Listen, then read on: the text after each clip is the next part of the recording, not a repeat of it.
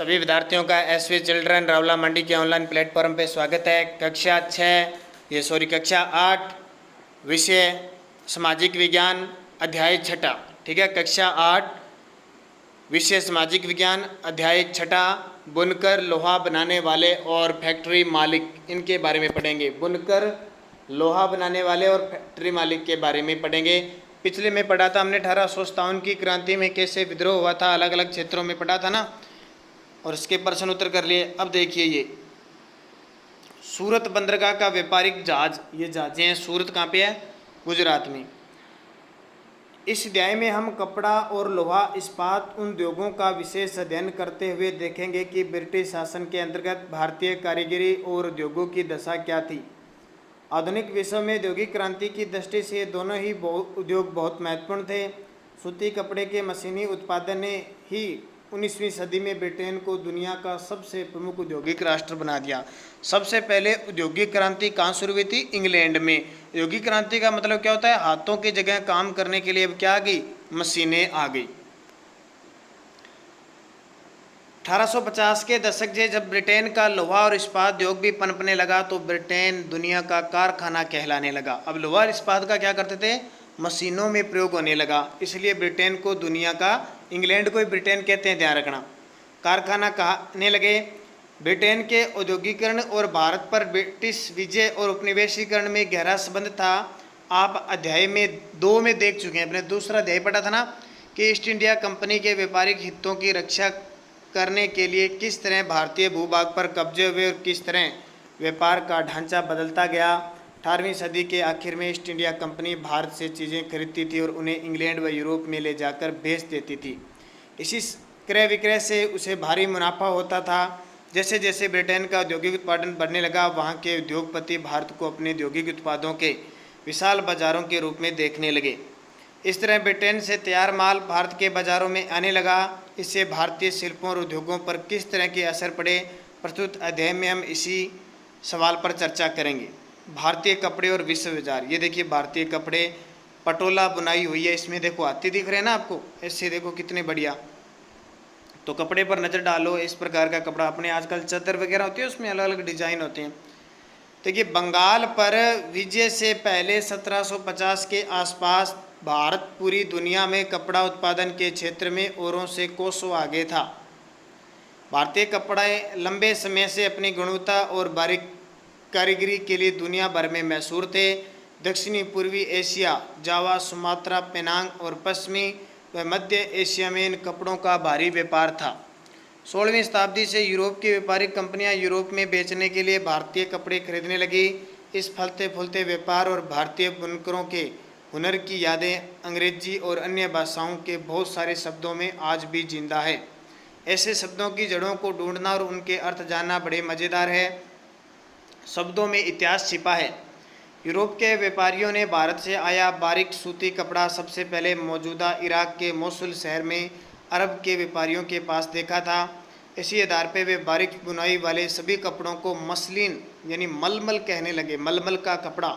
जल्द यह शब्द खूब प्रचलित हो गया। मसालों के तराश में जब पहली बार पुर्तगाली भारत आए तो उन्होंने दक्षिण पश्चिम भारत में केरल के तट पर कालीकट में डेरा डाला। पहली बार पूछे कि कहाँ है? कालीकट हमारे भारत के किस राज्य में? केरल में। यहाँ से वे मसालों के साथ साथ सूती कपड़े भी लेते गए। लेने क्या थे? मसाले लेने थे और साथ में क्या ले गए? सूती कपड़े। जैसे अपने को एक दुकान पर जाते हैं ना, वस्तु कौन सी लेनी होती है और उसके बाद में उसके पास वाली और पसंद आ जाती है तो अपने ले लेते हैं। कालीकट से निकले शब्द को कैलिको कहने लगे। बाद में हर तरह के सूती कपड़ों को कैलिको ही कहा जाने लगा। ऐसा बहुत सारे शब्द है जो पश्चिमी बाज़ारों में भारतीय कपड़ों की लोकप्रियता की कहानी कहते हैं। चित्र 3 में आप एक ऑर्डर बुक का पन्ना देख सकते हैं जिसे 1730 में ब्रिटिश ईस्ट इंडिया कंपनी ने कलकत्ता स्थित अपने नुमाइंदों के पास भेजा था।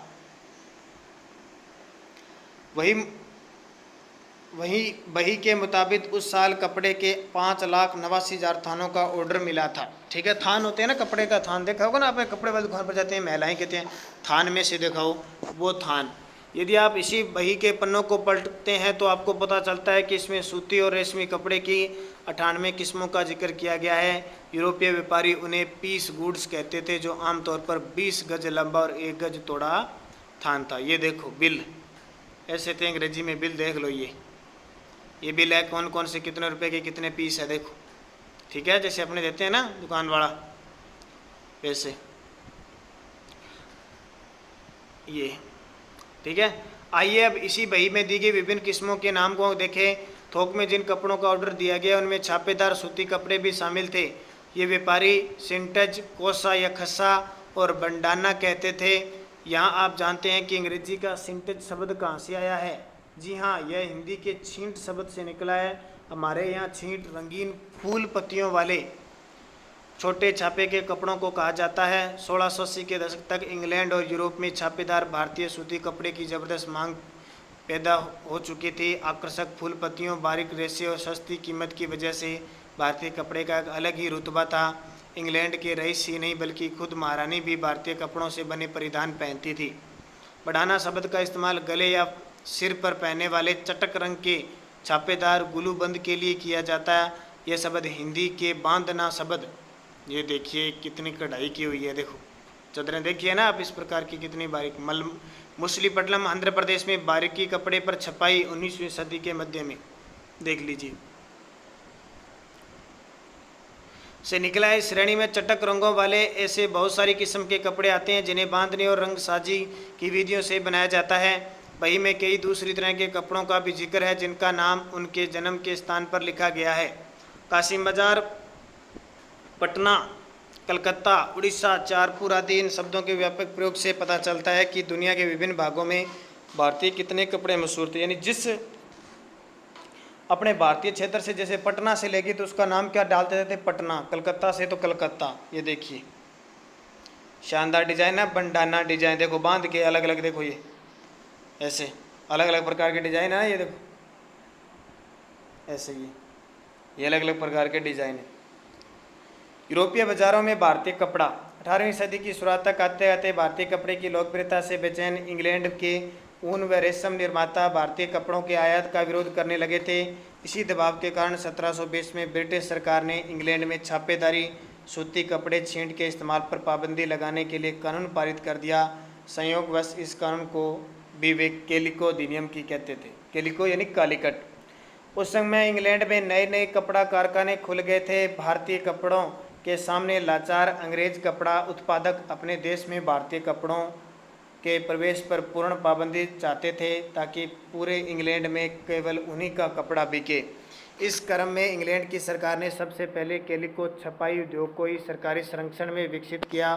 अब सफ़ेद मलमल या बिना मांड वाले कोरे भारतीय कपड़े पर इंग्लैंड में भी भारतीय डिजाइन छापे जाने लगे।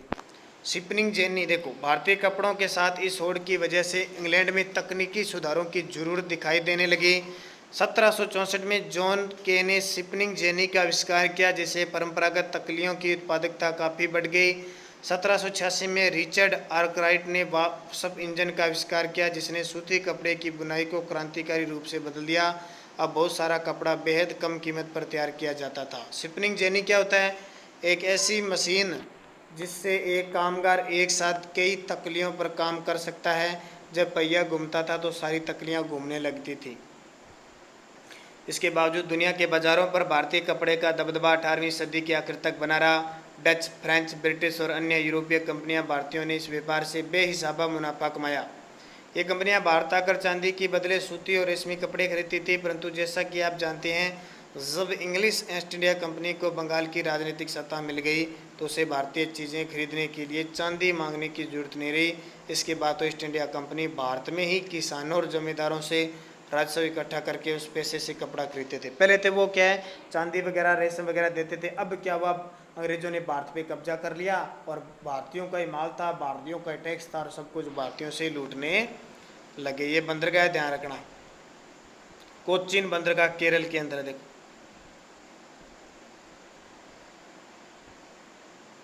बुनकर कौन थे? तो बुनकर कौन थे? बुनकर आमतौर पर बुनाई का काम करने वाले समुदायों के कारीगर होते थे। ये देखो बुन रहे हैं ना, ये आदमी खड़ा है और यहाँ पे ये बुनाई कर रहे हैं। पहले दरी वगैरह अपने भी बनाते थे, लेकिन अब तो आजकल अपने मोल लेने लगे। पहले घरों में दरी वगैरह चारपाई वगैरह सब बुनते थे, आजकल बहुत कम गया। चरखा किसी के घर पे पड़ा होगा, देख लो, चरखा होता है ना, चरखे से बुनाई की जाती थी, फिर सारा कुछ किया जाता था। तो वे पीढ़ी दर पीढ़ी इसी हुनर को आगे बढ़ाते थे। बंगाल के तांती, उत्तर भारत के जुलाहे या मोमेन, दक्षिण भारत के साले व के कोलार व दिवांग समय समुदाय बुनकरी के लिए प्रसिद्ध थे। सूत कातना कपड़ा उत्पादन का सबसे पहला चरण था। यह काम अधिकांशतः महिलाओं के जिम्मे रहता था। चरखा और तकली घर घर में पाए जाते थे। धागे को चरखे पर काट कर तकली पर लपेट दिया जाता था। जब कताई पूरी हो जाती थी तो बुनकर इस धागे से कपड़े बुनते थे। ज़्यादातर समुदायों में बुनाई का काम पुरुष करते थे। रंगीन कपड़ा बनाने के लिए रंगरेज, ठीक है, रंगरेज इस धागे को रंग देते थे। छपाईदार कपड़ा बनाने के लिए बुनकरों को चिप्पीगर नामक माहिर कारीगरों की ज़रूरत होती थी, जो ठप्पे से छपाई करते थे। हथकरघों पर होने वाली बुनाई और उससे जुड़ी व्यवसायों से लाखों भारतीयों को रोजी रोटी चलती थी। भारतीय कपड़े का पतन। ब्रिटेन में सूती कपड़ा उद्योग के विकास से भारतीय कपड़ा उत्पादकों पर कई तरह के असर पड़े। पहला, अब भारतीय कपड़े को यूरोप और अमेरिका के बाज़ारों में ब्रिटिश उद्योगों में बने कपड़ों से मुकाबला करना पड़ता था। दूसरा, भारत से इंग्लैंड को कपड़े का निर्यात मुश्किल होता जा रहा था, क्योंकि ब्रिटिश सरकार ने भारत से आने वाले कपड़े पर भारी सीमा शुल्क थोप दिए थे। इंग्लैंड में बने सूती कपड़े ने 19वीं सदी की शुरुआत तक भारतीय कपड़े को अफ्रीका, अमेरिका, यूरोप के परंपरागत बाज़ारों से बाहर कर दिया। इसकी वजह से हमारे यहाँ के बाजार हजारों बुनकर बेरोजगार हो गए। सबसे बुरी मार बंगाल के बुनकरों पर पड़ी। ब्रिटिश और यूरोपीय कंपनियों ने भारतीय माल खरीदने बंद कर दिए और उन्होंने एजेंटों ने तयशुदा आपूर्ति के लिए बुनकरों को पेशगी देना बंद कर दिया। परेशान बुनकरों ने मदद के लिए बार बार सरकार से गुहार लगाई। ओरांग क्या होता है? फारसी भाषा में गोदाम को ओरांग कहा जाता है। वहाँ बिक्री से पहले चीज़ों को जमा करके रखा जाता था। वर्कशॉप के लिए भी यह शब्द इस्तेमाल होता है। हम भूखे मर जाएंगे। 1823 में भारत की कंपनी सरकार को 12,000 बुनकरों की तरफ से एक पत्र मिला, जिसमें कहा गया कि हमारे पुरखों और हम लोगों को कंपनी से पेशगी मिलती थी, जिससे हम कंपनी के लिए बढ़िया कपड़े बुनकर अपने अपने परिवारों का पेट पालते थे। हमारी बदनसीबी है कि अब ओरांग ख़त्म कर दिए गए हैं, जिसकी वजह से हम लोगों और हमारे परिवारों के पास आजीविका के साधन नहीं बचे हैं। हम बुनकर हैं और कोई दूसरा कारोबार नहीं जानते। अगर बोर्ड ऑफ ट्रेड यानी व्यापार बोर्ड हम पर कृपा नहीं करता और हमें कपड़ों के ऑर्डर नहीं देता तो हम भूखे मर जाएंगे। कृपया इसे अपने अखबार में प्रकाशित करें। इस तरह का कोई अखबार छपा था।